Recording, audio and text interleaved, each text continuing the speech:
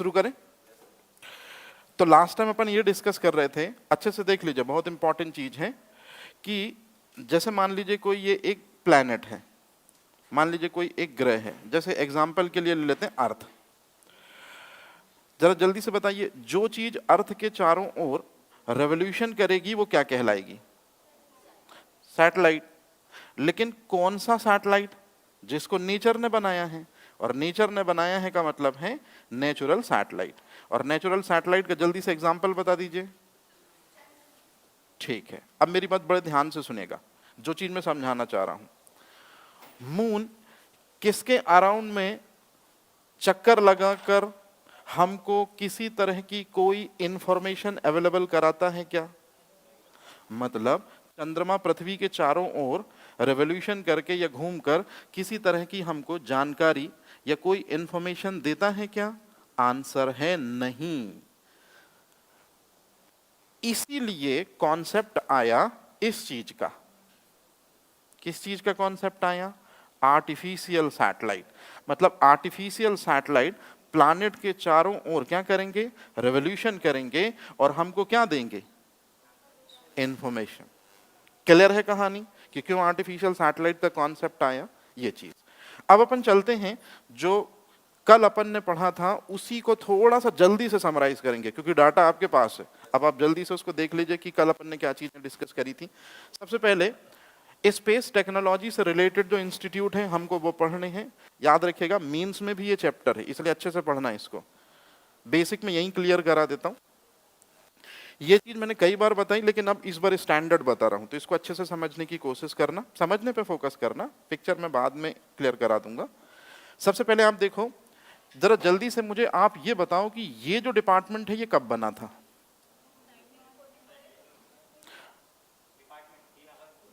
3 अगस्त 1954।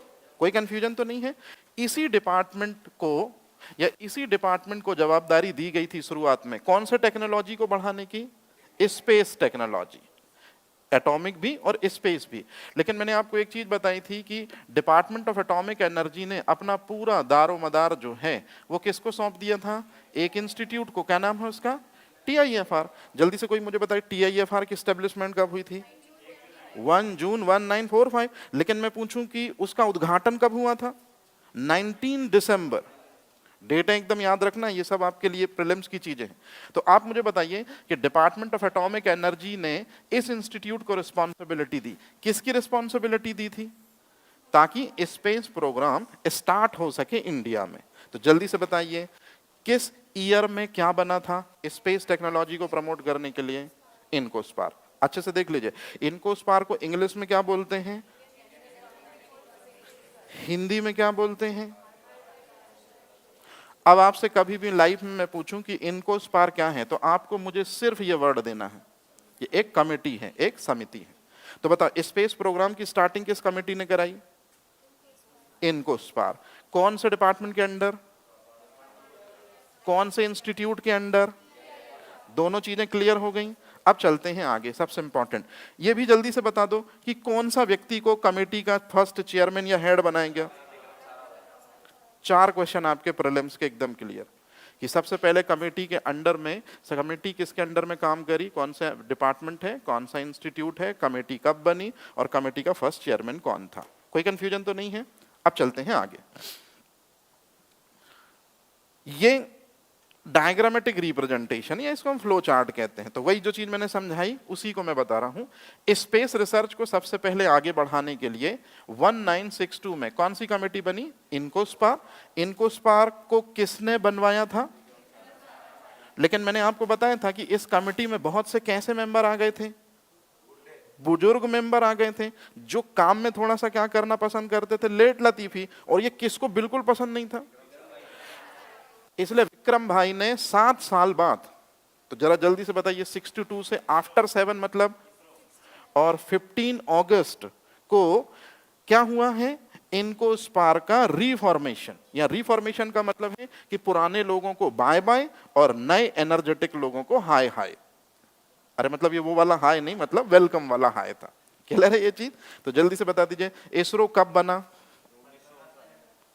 Date अच्छे से याद रखिएगा, प्रीलिम्स में आता है 15 अगस्त 1969। कोई कंफ्यूजन तो नहीं है? चलते हैं आगे। सबसे इंपॉर्टेंट चीज जो मेरे को आपको समझानी थी मैं समझा चुका, अब आपके हवाले है। थोड़ा सा दिमाग लगाएं और पहले तो आप इस स्टेटमेंट को पढ़ें जो ये दिख रहा है आपको इमेज, और इसको आप माइंड में कैप्चर करें। ISRO was originally called INCOSPAR. It is true. Bhabha atomic research centre को हम क्या बोलेंगे? Atomic energy establishment institute. बताया थी ये चीज मैंने। बिल्कुल इसी तरह से अगर आपसे कोई पूछे कि इसरो जो है वो कब बना था, तो आंसर रियल में क्या है इसका? 1962 में। लेकिन किस रूप में बना था? कमेटी के रूप में। कोई कंफ्यूजन तो नहीं? और 7 साल बाद यही कमेटी किस में तब्दील हो जाती है? ऑर्गेनाइजेशन में। अब आप इसरो को ऑर्गेनाइजेशन बोलेंगे मतलब संगठन बोलेंगे, और इनको स्पार के लिए कौन सा वर्ड यूज करेंगे? कमेटी। कोई कंफ्यूजन तो नहीं? फाइनली क्वेश्चन जो मेरे को आपसे पूछना था, मेंस में आप देखेंगे इसरो सबसे पहले दिया है, तो मैं इतना डिटेल मीन्स में नहीं करा पाऊंगा। मीन्स में तो सीधे सीधे मैं स्टेटमेंट बोलूंगा कि भाई जो इसरो है इसका पुराना नाम ये है। सही बोल रहा हूं क्या? इसरो जो है वो इसके अंडर में काम करना स्टार्ट किया है। सही है क्या? एक बार फिर से बता दीजिए, 1969 में इसरो किस डिपार्टमेंट के अंडर में काम कर रहा है? कोई कंफ्यूजन तो नहीं है? अब अगर मैं पूछूं कि इसरो जो है वो जो भी फंक्शन करता था, बताओ उसकी रिपोर्ट किसको सेंड करता था? TIFR। मतलब एक इंस्टीट्यूट, एक ये ऑर्गेनाइजेशन है, और ये ऑर्गेनाइजेशन अपने हर दिन की रिपोर्ट किसको सबमिट करता था? लेकिन कब तक? अच्छे से देख लो। इसके बाद अब आपको नोट करना है, पहले मेरी बात समझ लो। एक बार फिर से जरा जल्दी से बता दो, इसरो कब बना? मुझे सिर्फ ईयर चाहिए है। 1969 को इसरो जो भी काम करता है, जल्दी से बताओ, ये किस डिपार्टमेंट को इंफॉर्मेशन भेज रहा है? Department of atomic energy. लेकिन डिपार्टमेंट ऑफ एटॉमिक एनर्जी के पास इतना टाइम नहीं है कि वो इसरो के अपडेट को हर दिन चेक करे। उसने किस पे रिस्पॉन्सिबिलिटी डाल दी कि कौन चेक करेगा? TIFR। अब जो चीज मेरे को बतानी है प्लीज इसको जरूर आप याद रखना। मतलब TIFR वो इंस्टीट्यूट है जो किसके कामों पर निगरानी रख रहा है? कब से? और ये निगरानी सिर्फ इतने साल बस रखी जाएगी। याद रहेगा? नया ईयर क्या आ गया? 72। इसरो जो है वो किस रिसर्च को आगे बढ़ा रहा है? स्पेस रिसर्च को आगे बढ़ा रहा। कोई कंफ्यूजन तो नहीं? इसी वजह से इसरो इतना ज्यादा काम करता कि ये रिपोर्ट किसको भेजता, और TIFR बाद में इस रिपोर्ट को किसको भेजता? तो डिपार्टमेंट ऑफ एटॉमिक एनर्जी, मतलब हिंदी में क्या बोलेंगे? परेशान हो गए इन 3 साल में कि भाई तुम एक अलग से डिपार्टमेंट बनाओ, एक अलग से तुम क्या बनाओ? आयोग बनाओ, हम नहीं कर पाएंगे। तो इसीलिए अब अच्छे से सुनेगा, सबसे इंपॉर्टेंट चीज जो आप अपने नोट्स पे मेंशन करेंगे, 1972 में जो गवर्नमेंट थी उसने सबसे पहले बनाया, इंग्लिश में लिख रहा हूं, स्पेस कमीशन। हिंदी में क्या मतलब होगा? जल्दी से बताइए। अंतरिक्ष आयोग। जल्दी से बताइए, अंतरिक्ष आयोग कब बना? और आयोग यदि बनेगा तो 101% है कि आयोग किसको एडवाइजरी जारी करेगा? बताया था मैंने, विभाग को। तो जल्दी से बता दीजिए, अंतरिक्ष विभाग भी कब बना? मतलब डिपार्टमेंट ऑफ स्पेस। पता है आपको? जल्दी से बताइए। अरे इसी साल 1972 में, याद रखिएगा, 1972 में क्या बना है? स्पेस कमीशन भी बना है, और 2-3 महीने के बाद स्पेस डिपार्टमेंट भी बना है। तो ये आपसे प्रीलिम्स में क्वेश्चन पूछा जाएगा कि स्पेस कमीशन मतलब अंतरिक्ष आयोग कब बना? 1972। अंतरिक्ष विभाग मतलब डिपार्टमेंट ऑफ स्पेस कब बना? आंसर है 192। अब आप मुझे बताओ सोच समझ के, 1972, दोनों 1972 में। लेकिन जनवरी में यदि बन जाएगा क्या? कमीशन मतलब आयोग, तो 2-3 महीने बाद क्या बन जाएगा? डिपार्टमेंट। कोई कंफ्यूजन तो नहीं? अब आप मेरे को एक बात बताओ, आज इसरो किस डिपार्टमेंट के अंडर में काम कर रहा है? DOS, department of space. आज इसरो किस आयोग के अंडर में काम कर रहा है? पक्का? लेकिन जब इसरो बना था इसरो बना था 1962 में और नामकरण कब हुआ है? 1969 में। तब किस डिपार्टमेंट के अंडर में काम करता था? किस इंस्टीट्यूट के अंडर में काम करता था? कहानी क्लियर है? चलते हैं आगे। लास्ट टाइम मैंने यही सारी चीजें आपको लिखवाई थी, एक बार फिर से जल्दी से देख लो, अपन आगे चलें। जल्दी से बताओ कि कहां है हेड ऑफिस इसका, किसकी निगरानी में काम करता है, इसरो की एस्टेब्लिशमेंट कब हुई थी। ये 3 प्रीलिम्स के क्वेश्चन है। क्लियर है सबको? किसकी अंडर गवर्नेंस में काम करता है, और दूसरी सबसे इंपॉर्टेंट चीज अगर मैं बात करूं कि इसरो का हेड ऑफिस कहां पर है, तो जल्दी से बताइए कहां पर है। ठीक, अब ये 3 फिर क्वेश्चन है, इसमें से आपको लास्ट वाला क्वेश्चन मेंस में पूछा जाएगा, तो आपको ये चीज जरूर मेंशन करनी है। लेकिन उसके पहले जल्दी से बताओ इसरो का ओल्ड नेम क्या है? Indian national committee for space research. कोई कंफ्यूजन तो नहीं? अब आप जल्दी से बता दीजिए एस्टेब्लिशमेंट किसने किया था? विक्रम साराभाई। अब आप मुझे बताइए कि इसरो जो बना है उसका मोटिव क्या है? इसरो जो बना है इंस्टीट्यूट, उसका मोटिव क्या है? मोटिव मतलब उद्देश्य। जैसे आप इधर पढ़ने आए हो तो आपका मेन उद्देश्य क्या है? नॉलेज लेना की सिलेक्शन? सिलेक्शन। नॉलेज वाली एज गई, 6 से 12th तक एनसीईआरटी पढ़नी थी, फिर मालिक ने आपको एक मौका और दिया ग्रेजुएशन में, वहां कवर करना था, नॉलेज यहां बढ़ाना था, यहां तो एग्जाम क्रैक करना है। मेरी बात समझ में आ रही है? तो इसलिए बहुत स्मार्ट आपको वर्क करना होगा। तो जरा जल्दी से बताइए इसरो का ध्येय वाक्य क्या है या मोटिव क्या है? मानव जाति की सेवा में अंतरिक्ष प्रौद्योगिकी, मतलब space technology in the service of Mankind. कोई कंफ्यूजन तो नहीं है? जरूर मेंशन कर लीजिएगा, और मेंस में ये चीज जरूर मेंशन करिएगा।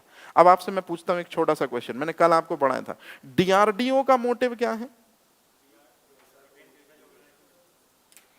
डीआरडीओ का मोटिव देखो नोट्स में क्या लिखा आपने? हाँ, नोट्स में देखो, बलस्य मूलम विज्ञानम, इंग्लिश में क्या बोलेंगे?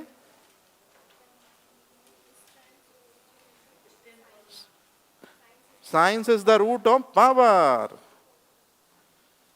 प्रीवियस का मतलब पुराना, जो 2-3 दिन 4 दिन पहले पढ़ा उनको याद होना चाहिए। और याद रखना ये बहुत अपन धीमा चल रहे हैं। मैं धीमा इसलिए चल रहा हूं क्योंकि ये चीजें एकदम किसी तरह से अगर आपने याद कर ली तो केवल ये एग्जामिनेशन नहीं, कोई भी एग्जामिनेशन फाइट कर लोगे। इसलिए मैं बहुत आराम से इत्मीनान से पढ़ा रहा हूं। लेकिन प्लीज जब अपन आगे बढ़े तो पुरानी चीजें जरूर याद करिए, ठीक है? अब चलते हैं मुद्दे की चीज पे। हाँ, उसमें अपन डीआरडीओ के बारे में लिखेंगे ना, लेकिन पहले इसको देख लेते हैं क्योंकि कल ये वाला सेगमेंट कंटिन्यू हो गया। अब चलते हैं आगे, हेडिंग डालना। अच्छा मेरे को एक बात बताओ, जो भी इसरो फंक्शन परफॉर्म करता है वो किन की मदद से करता है? 6 मेजर सेंटर। जैसे यदि मैं आपसे पूछूं कि इसरो क्या है तो आप बता देंगे, मैंने कल बताया था कि इंडिया की स्पेस एजेंसी है। लेकिन यदि मैं पूछूं कि यूएसए की स्पेस एजेंसी, लेकिन यूएसए की गवर्नमेंटल स्पेस एजेंसी नासा, लेकिन यूएसए के प्राइवेट स्पेस एजेंसी, नोट करके लिख लो जरा, यूएसए की प्राइवेट स्पेस एजेंसी मतलब private space agency of USA. USA की प्राइवेट स्पेस एजेंसी क्या होगी? Space x. ये है स्पेस एक्स। और स्पेस एक्स का फाउंडर कौन है? तो आपको एलन मस्क भी लिखना है, एलन मस्क। और ब्रैकेट में जरूर मेंशन कर लीजिएगा फाउंडर ऑफ टेस्ला कार। हाँ, एलन मस्क के बाद ब्रैकेट में लिखना फाउंडर ऑफ टेस्ला। टेस्ला एक कंपनी है जो ड्राइवरलेस कार बनाती है। और ये ड्राइवरलेस कार बनती कैसे है? आर्टिफिशियल इंटेलिजेंस टेक्नोलॉजी से। ये मैं आगे बताऊंगा, अभी नहीं। सिर्फ और सिर्फ आपको लिखना है founder of Tesla, USA, Elon Musk. इसका भी आंसर एलन मस्क है। बताओ एलन मस्क किसके फाउंडर हैं? सबसे पहले तो आपको बताना चाहिए कि स्पेस एक्स के, दूसरा और तीसरा ट्विटर भी उन्होंने टेक ओवर कर लिया है। तो ध्यान रखना जरा, ये सब करंट की चीजें हैं और करंट से मैं थोड़ी दूर रहता हूं, ये आपके हवाले रही। अब मैं बताता हूं आपको मेन चीज। तो जैसे इंडिया की जो स्पेस एजेंसी है वो गवर्नमेंटल स्पेस एजेंसी है, इंडिया में कोई प्राइवेट स्पेस एजेंसी नहीं है। लेकिन यूएसए में गवर्नमेंट स्पेस एजेंसी भी है जिसको हम नासा कहते हैं, और यूएसए में प्राइवेट स्पेस एजेंसी भी है, जो आप नाम लिख चुके। क्या नाम लिखा आपने? याद रहेगा ये चीज? हाँ, यूएस क्या लिखना है? ये प्राइवेट स्पेस एजेंसी मतलब प्राइवेट, निजी, है ना? ठीक है, अब ध्यान से समझना, ये चीज अच्छे से समझना है। बताओ इसरो जो भी काम करता है कितने मेजर सेंटर की हेल्प से करता है? कोई कंफ्यूजन तो नहीं है? कौन कौन से वो 6 मेजर सेंटर हैं? प्रीलिम्स में यहीं से क्वेश्चन बनेगा सबसे पहले। तो आप जरा इन वर्डों से रूबरू जरा हो जाओ जल्दी से, कि आपको पढ़ना किन किन के बारे में है। जरा जल्दी जल्दी से देखो क्या क्या पढ़ना है आपको। पहले ये देखो, मैं आपकी मदद करता हूं, थोड़ी जल्दी से अपन कवर अप करेंगे इसको। मैं इमेज ये ले लेता हूं। हाँ, पहले ये पढ़ना है आपको, अब इससे आप फेमिलियर हो जाओ, ये बहुत काम आएगा, वीएसएससी। फिर आपको क्या पढ़ना है? फुल, मैं हाईलाइट कर रहा हूं शॉर्ट फॉर्म, आप फुल फॉर्म माइंड में सेट करते जाना, क्योंकि आपसे यही क्वेश्चन पूछेगा कि एलपीएससी में पी का मतलब क्या है? प्रोपल्शन। लेकिन अभी लिखना मत। UR Rao satellite centre, SAC, NRSC, IISU और एमसीएफ। कोई कंफ्यूजन तो नहीं? एमसीएफ का हेड ऑफिस मध्य प्रदेश में भोपाल में है, एमसीएफ का। लेकिन अभी मत लिखो। अब आप देखो, ये चीज हिंदी मीडियम वालों को तोते की तरह रटनी है, और इंग्लिश मीडियम वालों को भी तोते की तरह रटनी है, दोनों को रटनी है। क्या चीज? कुछ बोल रहे हो? ये है चीज। टोटल पहले मेरे को एक बात बता दो, कितने इंस्टीट्यूशन है? कोई कंफ्यूजन तो नहीं?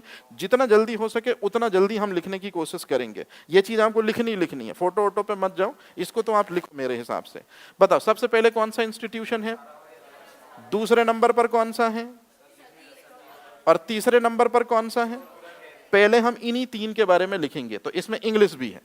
जल्दी से फटाफट मेंशन कीजिए, हेडिंग डालिएगा, इसरो के 6 प्रमुख केंद्र। Hindi medium, English medium 6 major centre of ISRO. ISRO के 6 प्रमुख केंद्र, इंग्लिश में हो जाएगा 6 मेजर सेंटर ऑफ इसरो। लिखना नहीं है, याद करना है यहीं का यहीं। अच्छे से जरा वर्ड की बनावट भी देखते चलो।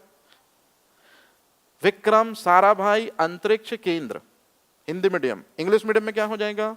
Vikram Sarabhai space centre. Centre की स्पेलिंग सही है? पक्का? ठीक है। अब इसलिए तो मैंने बोला कि सही है कि नहीं। ठीक है, उसको करेक्ट कर लेंगे अपन अगली बार, क्योंकि अपन से प्रोनाउंसिएशन में पीसीएस ये नहीं पूछेगा कि सेंटर में लास्ट में ई आएगा कि नहीं, लेकिन फिर भी इतनी पैनिक रखना निगाह, ठीक है ना, इतना जरूरी है। अब एक बार जल्दी से बता दो, इंग्लिश मीडियम स्टूडेंट से पूछ रहा हूं, लेकिन हिंदी मीडियम स्टूडेंट जरूर मेंशन करना। हाँ, विक्रम साराभाई अंतरिक्ष केंद्र को इंग्लिश में क्या बोलते हैं? हिंदी मीडियम स्टूडेंट जल्दी बताओ। Vikram Sarabhai space centre. अब इसका पहला वर्ड बताओ, VSSC। जरा जल्दी से दोनों मीडियम के स्टूडेंट लिखें ब्रैकेट में, VSSC, VSSC। क्योंकि आपसे प्रीलिम्स में पूछा जाएगा VSSC का मुख्यालय, तो फिर आप लोग कहीं हिंदी मीडियम वाले स्टूडेंट पीछे ना रह जाओ। कहां हेड ऑफिस है जल्दी से बताइए? तिरुवनंतपुरम। तिरुवनंतपुरम में कहां हेड ऑफिस है? लेकिन आप ऐसा लिखो, पहले स्टेट का नाम लिखो। स्टेट हो जाएगा केरला। केरला में डिस्ट्रिक्ट कौन सा हो जाएगा? तिरुवनंतपुरम। और तिरुवनंतपुरम के अंतर्गत आता है एक विलेज जिसका नाम है थुम्बा, वहां है दरअसल में VSSC। तो कोई दिक्कत नहीं, अगर आगे पीछे भी लिख लिया तो कोई दिक्कत नहीं। लेकिन मैं आपसे सिर्फ और सिर्फ कभी भी अगर पूछोगे VSSC के बारे में बताओ, तो पहले आप किसका नाम बोलोगे? स्टेट। स्टेट कौन सा? केरला। उसके बाद नाम क्या बोलोगे? तिरुवनंतपुरम। और फाइनल लास्ट में क्या बोलोगे?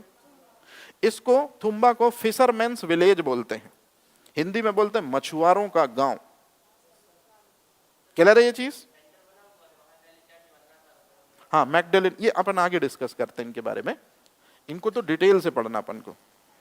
फिशरमैन्स विलेज, मछुआरों का गांव, किसको बोलते हैं जल्दी से बताओ? ठीक। और उसी थुम्बा में, उसी गांव में कहीं ना कहीं पर क्या होगा? कौन सा सेंटर? VSSC। कोई कंफ्यूजन तो नहीं है? चलते हैं नेक्स्ट में। सेकंड नंबर का क्या है देखो जल्दी से। ठीक है, तो सतीश धवन हिंदी में क्या हो जाएगा? अंतरिक्ष केंद्र, और इंग्लिश में हो जाएगा सतीश धवन स्पेस सेंटर। अब मैं आपसे कभी भी पूछूंगा तो मैं शॉर्ट फॉर्म यूज करूंगा, दोनों मीडियम स्टूडेंट याद रखना, शॉर्ट फॉर्म यूज करूंगा। जल्दी से बताओ एसडीएससी का फुल फॉर्म क्या होता है? जल्दी से आप मुझे बताओ हेड ऑफिस कहां है? तो पहले आपने स्टेट नेम लिखना है, आंध्र प्रदेश। आंध्र प्रदेश में कहां पर? श्रीहरिकोटा, जो कि एक आइलैंड है। श्रीहरिकोटा एक आइलैंड है, पुलिकट लेक सेपरेट करती है।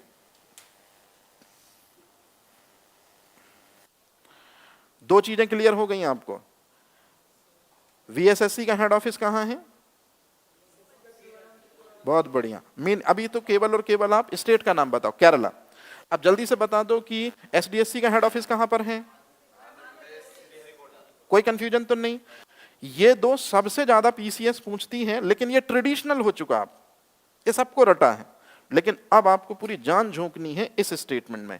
इसरो सैटेलाइट सेंटर, जल्दी से बताओ हिंदी में क्या बोलेंगे? इसरो उपग्रह केंद्र। यहां उपग्रह का मतलब देखो, उपग्रह दो प्रकार के होते हैं, एक तो प्राकृतिक और दूसरा कृत्रिम।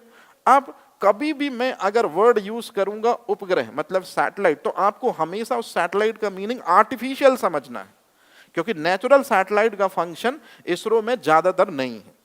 मतलब हम अपनी समझदारी के लिए अगर कभी भी सैटेलाइट वर्ड है तो हमेशा आर्टिफिशियल सैटेलाइट उसको डिकोड करेंगे। याद रहेगा ये चीज? तो जल्दी से बता दो इसरो सैटेलाइट सेंटर जो है उसका हेड ऑफिस कहां पर है? आपको कहना है जहां इसरो का हेड ऑफिस है,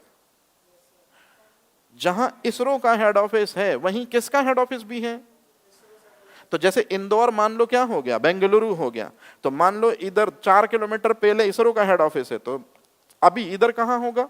इधर कौन सा हेड ऑफिस हो सकता है? कौन सा?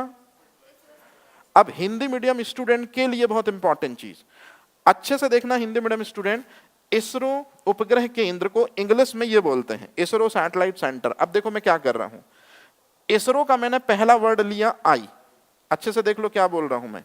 इसरो का पहला वर्ड क्या लिया? सैटेलाइट के दो वर्ड लिए और सेंटर का सी लिया।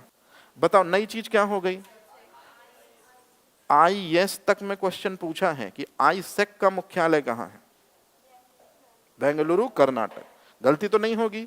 अच्छे से क्लियर करो, फटाक से तीनों सेंटर बताओ मुझे कहां पर हेड ऑफिस है। सिर्फ स्टेट का नाम बताना। हाँ, वीएसएससी, दूसरा कहां पर है? एसडीएससी, और आईसेक। कोई कंफ्यूजन तो नहीं है? चलते हैं आगे। हाँ, लास्ट वाले में ये बता रहा था बेटा कि इसरो सैटेलाइट सेंटर, इसको हिंदी में बोलते हैं इसरो उपग्रह केंद्र। देखो इसरो का आई हो गया, ये आई। हाँ, यहां पर इसरो का हेड ऑफिस भी है बेंगलुरु पे, और यहां पर इसरो के हेड ऑफिस के साथ में काय का हेड ऑफिस भी है? आईसेक का। मतलब बेंगलुरु में दो चीज का हेड ऑफिस है।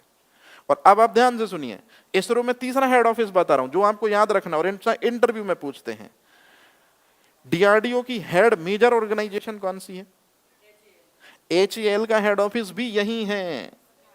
मतलब बेंगलुरु कर्नाटका में एचएएल का हेड ऑफिस है, बेंगलुरु कर्नाटका में आईसेक का हेड ऑफिस है, और बेंगलुरु कर्नाटका में इसरो का हेड ऑफिस है। कितने क्वेश्चन हो गए? ये क्लियर है?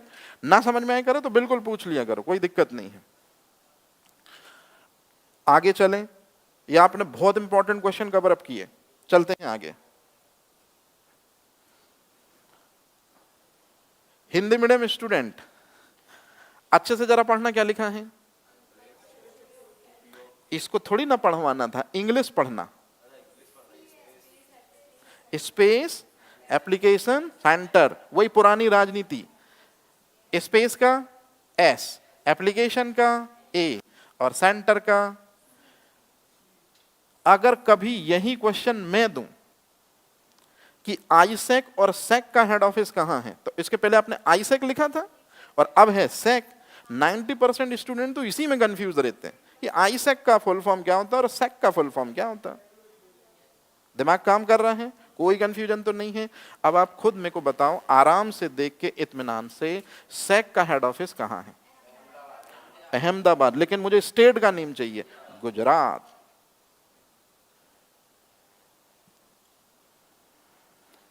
याद रखना, ये जितने आसानी से आप लोग आंसर कर रहे हो, यदि ये याद हो गया तो आपका प्रीलिम्स बहुत आसान है, बहुत आसान है।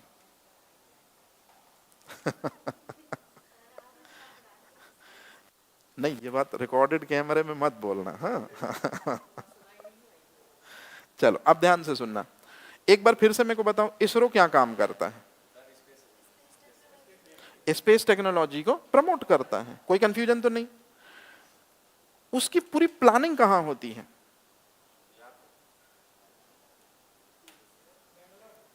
गुजरात में, अहमदाबाद में, जहां का वो जेठालाल है, खाखड़ा फाखड़ा खाते हुए। दया है? पक्का? तो याद रखना, जहां का वो दया है जो दरवाजा ऑटोमेटिकली खोल देता है, अरे तो वही तो जेठालाल की पत्नी ना, अरे वही तो, दोनों एक दूसरे को हो गए ना, एक ही चीजें। हाँ, तो मैं ये कह रहा था कि जहां की वो दया बेन है, क्लियर है, वहीं दरअसल में कौन सा इंस्टीट्यूट है? सेक। कोई कंफ्यूजन तो नहीं है? बन जाएंगी चीजें। तो ध्यान से सुनना, लास्ट स्टेटमेंट ये है, इसरो जो भी फंक्शन करता है इसकी पूरी प्लानिंग हम अहमदाबाद में बैठ के करते हैं। तो इसीलिए अहमदाबाद के लोग इस सेंटर को, किस सेंटर को? ये भी बोलते हैं इसरो ऑफ अहमदाबाद। याद रहेगा? तो जरा अगला लिखना स्टेटमेंट, या वहीं साइड में ही कहीं पर लिख लो कि अहमदाबाद, इसरो ऑफ अहमदाबाद, मतलब अहमदाबाद का इसरो। हालांकि ये चीज अभी बतानी नहीं चाहिए थी, ये आगे ही क्लियर कर देंगे।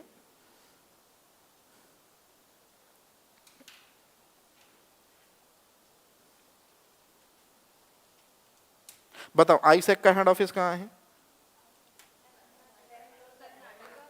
इतना सोचना ही नहीं है, बेंगलुरु में। सेक का हेड ऑफिस कहां है? वीएसएससी का कहां है? क्लियर है? एसडीएससी का कहां है? बहुत बढ़िया, ठीक है। अब मेरी बात ध्यान से सुनना, इसके बाद कौन सा इंस्टीट्यूट है? तो मैं चाहता हूं कि इसको अभी 2 मिनट छोड़ो आप, पहले इसको मीन्स देखो जरा, ये क्या लिखा? राष्ट्रीय सुदूर संवेदन केंद्र। इंग्लिश देख लो जरा जल्दी से, national remote sensing centre. Short में क्या बोलेंगे? एनआरएससी। हिंदी मीडियम स्टूडेंट बहुत अच्छे से लिखना, आपसे क्वेश्चन यही पूछते, एनआरएससी का हेड ऑफिस कहां है? हैदराबाद में। याद रहेगा? हाँ बिल्कुल।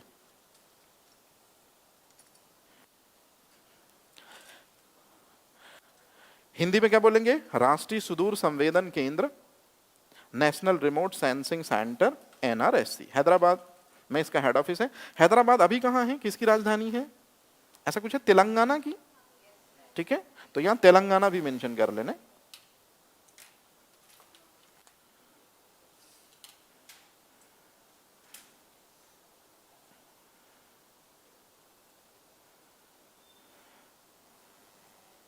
हाँ बेटा, उधर वाले बोलते हो इधर जाओ, इधर वाले मैं जाऊं किधर?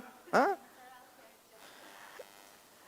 और वीडियो रिकॉर्डेड वाले बोलते हैं कि सर आपका फेस ही नहीं दिखता। अरे भाई स्टूडेंट से पूछो, इधर वाला उधर भेजता, उधर वाला इधर भेजता। वो जैसे वो नहीं होता क्या, वो बीबी और माँ, उसके बीच में बेचारा पति इधर उधर उधर इधर झूलता रहता है। चलो आगे चले।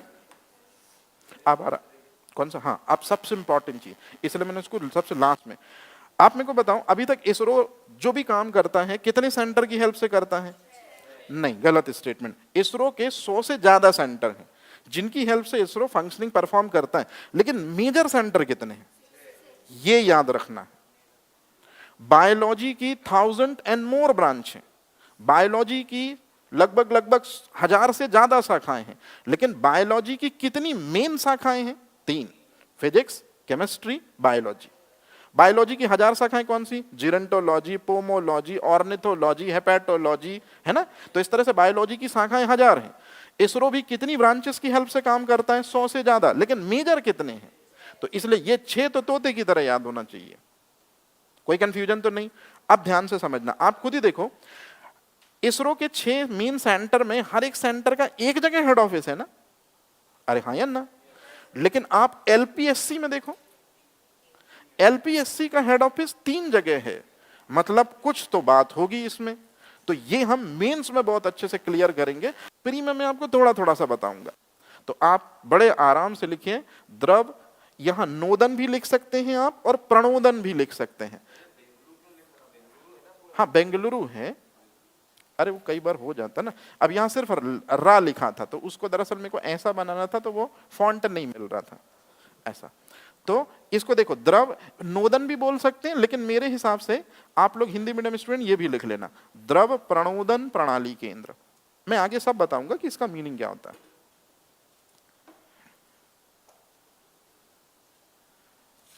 कहानी यहां तक एकदम क्लियर है सबको? कोई कंफ्यूजन तो नहीं है? ठीक है। कितनी जगह हेड ऑफिस है? नो नो नो, 3 जगह। किसका? एलपीएससी का। तिरुवनंतपुरम में भी है, बेंगलुरु में भी है और महेंद्रगिरी में। कोई कंफ्यूजन तो नहीं? अब मैं आपको सिर्फ क्लू दे रहा हूं। ताजमहल का नाम सुना? बताओ, ताजमहल की को पहले बनाया गया है जो हम देख रहे हैं, तो किसी ने तो बनाया होगा, उस्ताद अहमद लाहौरी। किसने बनाया ताजमहल को? लेकिन बनाने के पहले डिजाइनिंग करी होगी इंजीनियर ने। मेरी बात समझ में आ रही है? तो डिजाइनर कोई और होगा, इंजीनियर कोई और होगा। अरे हाँ या ना? जैसे आपका घर बनता है, तो आपका घर तो मिस्त्री बनाता है ना, लेकिन डिजाइन कौन बनाता है? इंजीनियर। यहां भी वही चीज है, एक जगह डिजाइन बनता है, यह डिजाइन बनता है, और एक जगह इंजीनियरिंग वर्क होता है, मतलब उसका रफ लेआउट बनता है, और एक जगह टेस्ट होता है। अभी लिखना मत ये चीज, बस यही चीज क्लियर करानी थी कि किसी चीज का एक जगह क्या बनता है? लेआउट बनता है, जो इंजीनियर बनाता है। इस जगह पर रियल डिजाइन बनता है और यहां टेस्ट होता है। कोई कंफ्यूजन तो नहीं? ठीक है, अब चलते हैं आगे। क्या चीज? 6 हो गए ना? अब इनको डिटेल करना हमको, और इनको यदि आपने, और इसके बाद मेरी बात ध्यान से सुनिए, आपको प्रीलिम्स में एक टॉपिक है स्पेस टेक्नोलॉजी। तो यदि आपने ये चीज समझ ली, कौन सी चीज समझ ली? स्पेस टेक का बेसिक है, तो आपको फिर कोई दिक्कत नहीं होगी आगे। तो कायदे से मुझे थोड़ा सा पहले आपको पढ़ाना चाहिए था स्पेस टेक्नोलॉजी, लेकिन मैंने इंस्टीट्यूट से इसलिए शुरू किया क्योंकि थोड़ा सा फैमिलियर है ये, तो इसलिए खैर कोई ना, आगे पढ़ना या पीछे पढ़ना वो तो पढ़ना ही पढ़ना है। तो आप हेडिंग डालना बेसिक ऑफ स्पेस टेक्नोलॉजी, और इसको अच्छे से पढ़ना, क्योंकि आप इन चीजों के लिए यहां आते हैं कोचिंग में। ये बाकी इंस्टीट्यूट या लाइन है तो आपको कॉपीज में अलग से मिल जाती है। बेसिक ऑफ स्पेस टेक्नोलॉजी,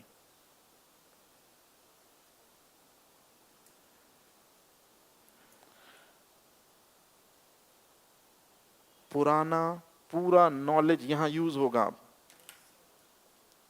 कोई कंफ्यूजन तो नहीं है? शुरू कर रहे हैं। सबसे पहले कल मैंने आपको एक चीज बताई थी, ये क्या है?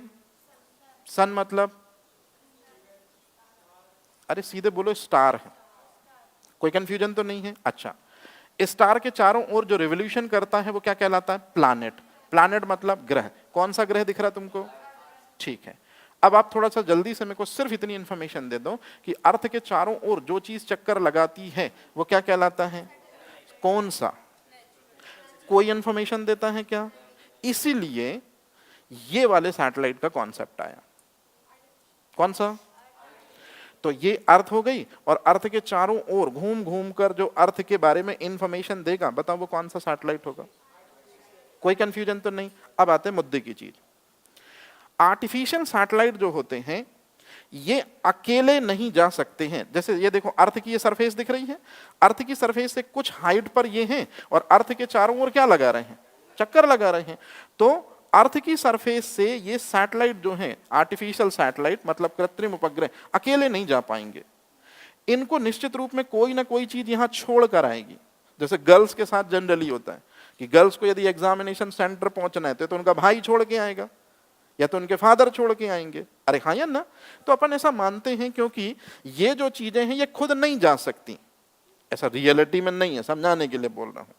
तो इसी तरह से गर्ल्स तो जा सकती हैं, लेकिन जो ये चीज होता है, कौन सी चीज होता है?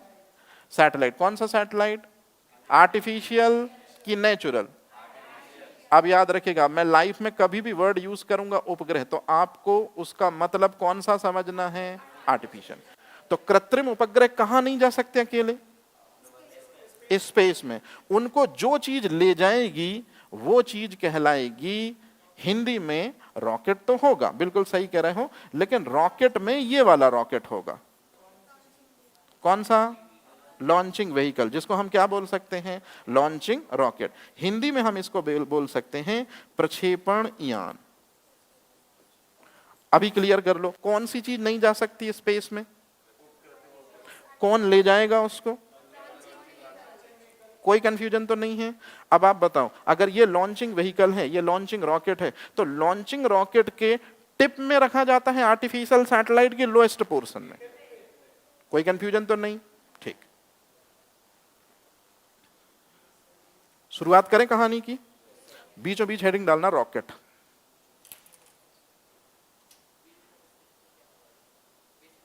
हाँ, इसमें पहला अपन रॉकेट से स्टार्ट कर रहे हैं कहानी। डाल लिया? 2 पार्ट में डिवाइड कर लेना।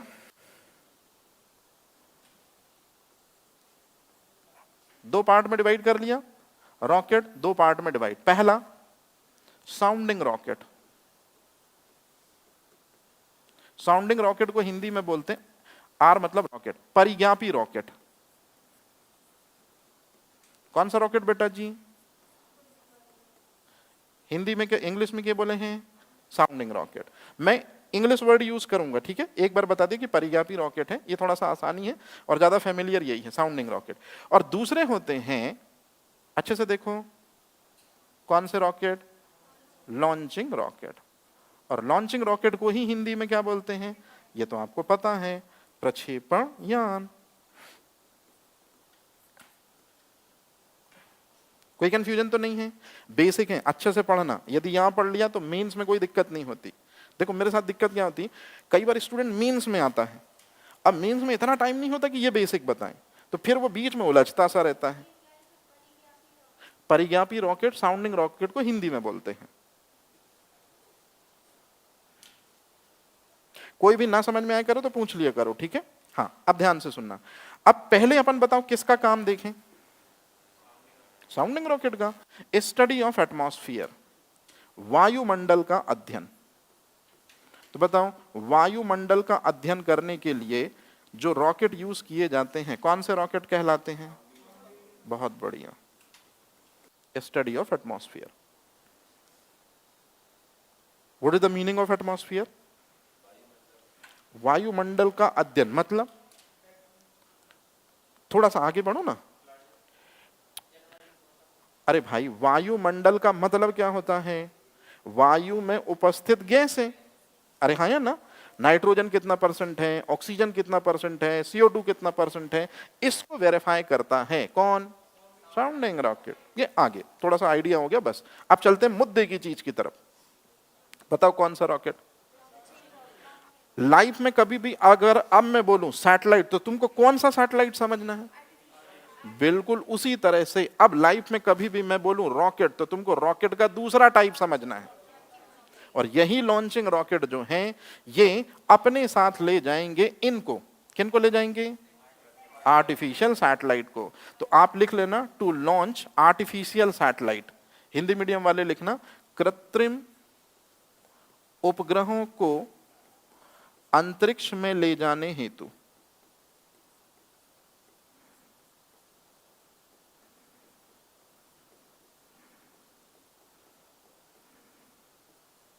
To launch artificial satellite with the help of launching rocket. कृत्रिम उपग्रहों को कहां ले जाने हेतु? अंतरिक्ष में। यहां तक कोई कंफ्यूजन तो नहीं किसी को? ठीक, अब ध्यान से सुनेगा, बहुत इंपॉर्टेंट चीज। आपने कभी, पहले हम इसको डिटेल कर ले रहे हैं क्योंकि ये हमारे लिए बहुत इंपॉर्टेंट है। एक आध लॉन्चिंग व्हीकल का नाम बताना या एक आध लॉन्चिंग रॉकेट का नाम बताना। ठीक है, अब मैं आपको जो बता रहा हूं उसको आप ध्यान से सुनिएगा। सबसे पहला है SLV, दूसरे नंबर पर है ASLV, अभी लिखना मत। तीसरे नंबर पर है PSLV और चौथे नंबर पर है बेटा जी GSLV। अब आप मुझे जल्दी से सिर्फ ये बता दो, ये चारों क्या हैं? ये चारों क्या हैं? और ये चारों के चारों किसको ले जाएंगे? बहुत बढ़िया, किसको ले जाएंगे? ठीक है, अब आप मेरे को ये बताओ, बिल्कुल सिंपल सा क्वेश्चन पूछ रहा हूं, फर्स्ट जनरेशन लॉन्चिंग रॉकेट कौन सा है? Second generation, third generation, fourth generation? ये 3 नंबर में मीन्स में पूछा गया। जो 11 मार्कर क्वेश्चन था, जो 11 मार्कर क्वेश्चन था कि लॉन्चिंग व्हीकल की जनरेशन डिस्क्राइब कीजिए, उसको पीएससी ने कितने नंबर में पूछा? 3 नंबर में। तो आप जरा इसमें मेंशन कर लीजिए, प्रथम पीढ़ी के प्रक्षेपण यान, English medium student, first generation of launching vehicle, प्रथम पीढ़ी के प्रक्षेपण यान। अरे मतलब सबसे पहले कौन सी बनी होगी? जल्दी से बता दो। फर्स्ट जनरेशन, प्रथम पीढ़ी के प्रक्षेपण यान, ऐसा। हाँ, द्वितीय पीढ़ी के प्रक्षेपण यान, second generation of launching vehicle ASLV, third generation PSLV, fourth generation GSLV। अब जरा जल्दी से बताओ, अगर मैं फोर्थ जनरेशन वर्ड यूज ना करके यदि मैं ये वर्ड यूज करूं, वर्तमान पीढ़ी के प्रक्षेपण यान, मॉडर्न जनरेशन लॉन्चिंग व्हीकल, तो क्या ये सही है GSLV? एकदम सही है। किसको? हाँ नहीं, लिखना नहीं, ये तो फोर्थ जनरेशन है, ये तो पढ़ाया जाता है, लेकिन प्रीलिम्स में तुमसे ये पूछेंगे कि वर्तमान लॉन्चिंग व्हीकल कौन सा है, जल्दी से बताओ कौन सा है। ठीक है, कोई कंफ्यूजन तो नहीं? अरे हाँ या ना?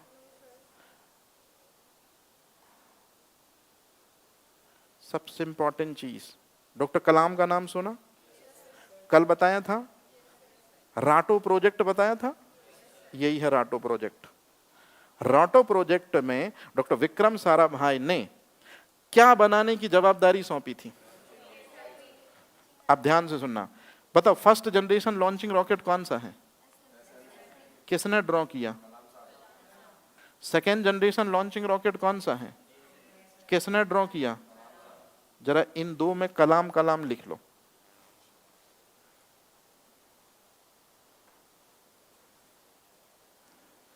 आराम से, कोई दिक्कत तो नहीं है ना? हैवी तो नहीं चल रहे हैं?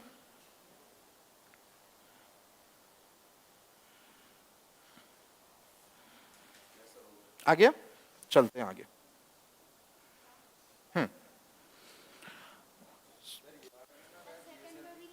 हाँ सेकंड में भी, हाँ ASLV में भी लिखना है।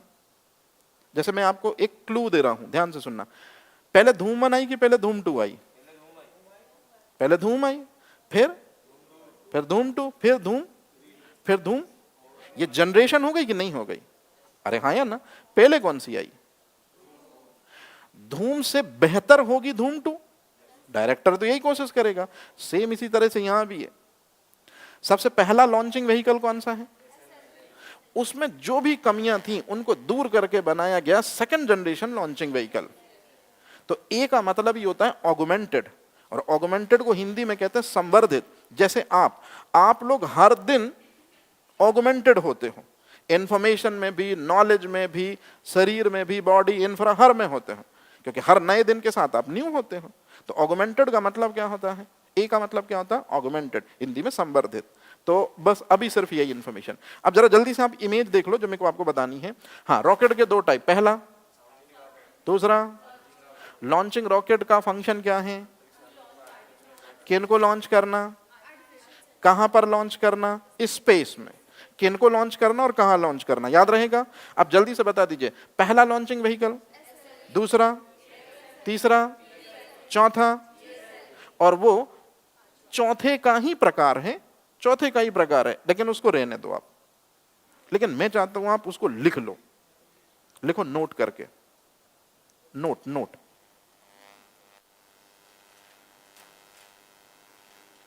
अब ध्यान से सुनना, जब यहां तक पहुंचे इसलिए बता रहा हूं। ये जीएसएलवी दिख रहा है ना, जीएसएलवी के 3 वेरिएंट हैं, जीएसएलवी, अभी कुछ भी मत लिखना, जो मैं बता रहा हूं पहले वो समझ लो।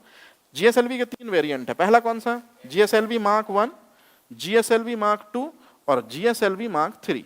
तो आपको नोट में लिखना है जीएसएलवी मार्क 3। नोट में सबसे पहला स्टेटमेंट आप क्या डालोगे? GSLV mark 3। Baahubali of ISRO, English medium, Hindi में इसरो का बाहुबली।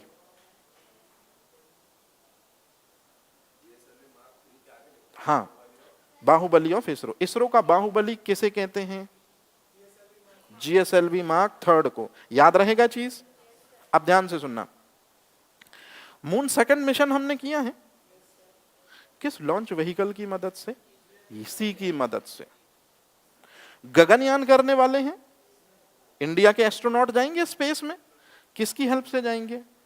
इसी की हेल्प से। तो आप उसी के नीचे डैश करके अभी सिर्फ इतना लिख लो, moon second mission plus Gaganyaan mission. जरा जल्दी से बता दो, गगनयान मिशन में और मून सेकंड मिशन में कौन सा लॉन्च व्हीकल हमने लिया? बहुत बढ़िया, थोड़ा लेवल बढ़ाते चले जाएंगे, ठीक है? कोई कंफ्यूजन तो नहीं है? नहीं आया समझ में? GSLV mark 3। अच्छे भाई, पहले ये बताओ, ये एसएलवी क्या है? Launching rocket. एएसएलवी क्या है? Launching rocket. ये क्या है? Launching rocket. ये भी क्या है? Launching rocket. और लॉन्चिंग रॉकेट से हम किसको स्पेस में छोड़ते हैं? सैटेलाइट को। तो जो ये जीएसएलवी है, इसके 3 प्रकार होते हैं। पहला कौन सा? GSLV mark 1। दूसरा कौन सा? GSLV mark 2। तीसरा कौन सा? GSLV mark 3। तो पहले हम इसी का इंपॉर्टेंस देख रहे हैं कि जीएसएलवी मार्क 3 को ही हम क्या बोलते हैं? इसरो का बाहुबली। अब मेरी बात ध्यान से सुनना, क्यों बोलते हैं? जब यहां तक पहुंचे तो सुनो, ये सबसे ज्यादा भारी है, ये सबसे ज्यादा भारी है, ये सबसे ज्यादा भारी है, ये सबसे ज्यादा भारी है। बाहुबली का मतलब वहां भारी से है। तो कौन सा लॉन्चिंग व्हीकल सबसे ज्यादा भारी सैटेलाइट को, जिसको इंग्लिश में कहते हैं पेलोड को, लेकर गया? जीएसएलवी। लेकिन जीएसएलवी का पहला टाइप, दूसरा टाइप कि तीसरा टाइप? अब ये मैं आगे बताऊंगा कि मून सेकंड मिशन जो था ना, मून सेकंड मिशन में जरा बताओ हमने क्या लिया था? 4 टन पेलोड ले गया था, लगभग 4 टन, 4000 किलो। अब ये अभी नहीं, अभी बीच में ये चीजें आ जाएंगी। सिर्फ अभी आप इतना समझो, बाहुबली ऑफ इसरो क्यों बोलते हैं? क्योंकि सबसे ज्यादा पेलोड को ले गया था। कौन? 4 टन लगभग। इसी वजह से ये पेलोड ये होता है जैसे आपकी साइकिल होती है और साइकिल में आप बैठ गए और पीछे आपकी बीवी बैठ गई, और उस समय आपको यदि अपनी बीवी को ले जाके और कहां छोड़ना है? मायके। अरे हाँ या ना? अब ध्यान से सुनना, बहुत इंपॉर्टेंट चीज बता रहा हूं। तो आप जो साइकिल में बैठे हो और आपकी साइकिल, ये 2 किस चीज को छोड़ के आएंगे? आपकी बीवी मतलब कृत्रिम उपग्रह को, और मायका मतलब हो जाएगा स्पेस। तो ये तीनों चीजें पेलोड में आएंगी। मतलब साइकिल भी पेलोड, उसके ऊपर बैठा व्यक्ति भी पेलोड, और बीवी भी पेलोड। मेरी बात क्लियर है? कहने का मतलब है कि इन लॉन्चिंग व्हीकल की हेल्प से हम क्या करते हैं? आर्टिफिशियल सैटेलाइट को ले जाते हैं और लॉन्च करते हैं। तो जब भी कोई आर्टिफिशियल सैटेलाइट होगा और उसको किसकी हेल्प से हम ले जाएंगे? तो ये पूरा पेलोड कहलाएगा। अब अभी मत परेशान हो, ये सब आगे एक एक करके बताएंगे। अब अगला लिखना, पीएसएलवी, उसी के नीचे पीएसएलवी, नोट में second point PSLV. Horse of ISRO, horse of ISRO, Hindi में इसरो का जादुई घोड़ा। हॉर्स ऑफ इसरो, हिंदी में लिखो इसरो का जादुई घोड़ा।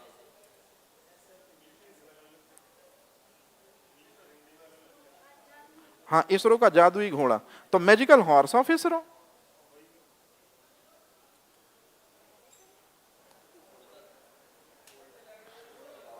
अब मेरी बात ध्यान से सुनना, ये सब आगे समझ में आएंगी भाई चीजें, आप लोग तो यहीं बिल्कुल आ जाते पीछे। अब अगर मैं बोल भी दूं कि स्पेस में जो ऑर्बिट होते हैं, किसी भी ऑर्बिट में किसी भी सैटेलाइट को इसकी हेल्प से हम डाल सकते हैं, ये हो गया। जब आएगा तब पता चल जाएगा, अभी परेशान मत हो। अभी दो स्टेटमेंट सिर्फ बताओ, पीएसएलवी को क्या बोलते हैं? पीएसएलवी को, जीएसएलवी को क्या बोलते हैं? लॉन्चिंग व्हीकल के 4 एग्जाम्पल बता दो फटाफट। शुरू के 2 को किसने बनाया था? अब अच्छे से सुनना और उसको दिमाग में रखना। एसएलवी और एएसएलवी लॉन्चिंग व्हीकल है कि नहीं है? एक्सपेरिमेंटल लॉन्चिंग व्हीकल है, प्रायोगिक प्रक्षेपण यान। बताओ किसे कहते हैं? तो एक्सपेरिमेंटल लॉन्चिंग व्हीकल है एएसएलवी और एक्सपेरिमेंटल लॉन्चिंग व्हीकल है एएसएलवी। मतलब इनसे हमने रियलिस्टिक यूज नहीं लिया है, असल में काम नहीं किया है, सिर्फ एक्सपेरिमेंट पर्पस पे इनको हमने लिया है। तो आप हिंदी में सिर्फ ये लिख लीजिए, प्रायोगिक प्रक्षेपण यान बराबर SLV plus ASLV. English medium student लिखना, experimental launching vehicle is equals to SLV plus ASLV. प्रायोगिक प्रक्षेपण यान, प्रायोगिक प्रक्षेपण यान, एक्सपेरिमेंटल लॉन्चिंग व्हीकल। हाँ, इसकी सबसे पहले अपन टेस्टिंग ही तो करेंगे, तब तो रियल ऑपरेशन करेंगे। तो बताओ जल्दी से, एक्सपेरिमेंटल लॉन्चिंग व्हीकल कौन सा हो जाएगा?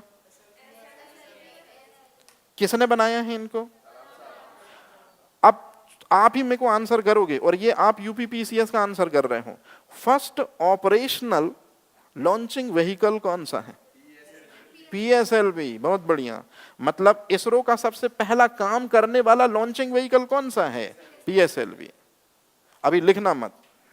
अब बताओ आज के समय पे इसरो के ज्यादातर जो काम है वो कौन सा लॉन्चिंग व्हीकल कर रहा है? सिंपल सी चीज, बन जाएंगी चीजें। अच्छा, टाइम हो गया क्या? हो गया। चलो एक बार बस ये लास्ट देख लो जो अपन ने लास्ट में रिवाइज किया। लॉन्चिंग रॉकेट के एग्जांपल कौन कौन से? इसमें मेरे को बताओ, हॉर्स किसे कहते हैं? Horse of ISRO. इसरो का बाहुबली किसे कहते हैं? कौन से 2 मिशन में यूज हुआ? कोई कंफ्यूजन तो नहीं? अब जब जा रहे हो तो जाते जाते सबसे इंपॉर्टेंट इंफॉर्मेशन सुनो। मून 1 मिशन किया हमने 2008 में। कब किया? इसकी मदद से किया। अपन ने मंगलयान मिशन किया, मार्स मिशन किया, किसकी मदद से किया? पीएसएलवी। तो आपसे इंटरव्यू में पूछते हैं कि इसरो के अचीवमेंट्स बताओ, किसके अचीवमेंट्स बताओ? तो आप इसरो के अचीवमेंट ऐसा बताते हो, मून 1 मिशन ये किया था 2008 में। ये सब मैं पढ़ाऊंगा आपको, वो भी डिटेल से। अभी तो सिर्फ मुझे थोड़ा थोड़ा सा इनके बारे में फैमिलियर कराना, इसलिए बेसिक इंफॉर्मेशन दे रहा हूं। फिर उसके बाद में mission of Mars, mission Mangalyaan, mission of Mars, ये मेंस में क्वेश्चन आया था 3 मार्कर में, इसी को कहते हैं मंगलयान मिशन। तो मंगलयान मिशन जो है वो 2014 को किया। अब जल्दी से बता दो, मून 1 मिशन जो हमने किया है और मिशन मार्स जो हमने किया है या मंगलयान मिशन जो किया है, ये कौन से लॉन्चिंग व्हीकल इसमें लिए थे हमने? PSLV C11। और मिशन ऑफ मार्स में नो डाउट हमने पीएसएलवी यूज किया था, लेकिन पीएसएलवी कौन सा जनरेशन थी ये कल आप मेरे को बताओगे। और अगर आपने इसको खोज लिया मतलब आप, पीएसएलवी के भी 3 वेरिएंट हैं। तो पीएसएलवी में C11 जो है, इसकी हेल्प से हमने कौन सा मिशन किया? मून 1। और जल्दी से बता दो पीएसएलवी C, अब यहां कुछ नंबर आएगा, इसकी हेल्प से हमने किया था मिशन ऑफ मार्स। तो शायद आपने ये देखा होगा कि 2000 के नोट में किसका फोटो है? मंगलयान का। वो एक लॉन्च व्हीकल के कारण वो इतना बड़ा अचीवमेंट हो पाया। और वो लॉन्च व्हीकल में मैंने आपको ये तो बता दिया कि वो पीएसएलवी ही था, लेकिन पीएसएलवी का टाइप कौन सा था ये मैंने छुपा लिया है। तो कल हम यहीं से अपने सेशन की स्टार्ट करेंगे। हाँ, वो भी पहले प्रयास में। तो पहले प्रयास में या फर्स्ट रीच में, एग्जैक्टली C25। बहुत बढ़िया, बाकी कल।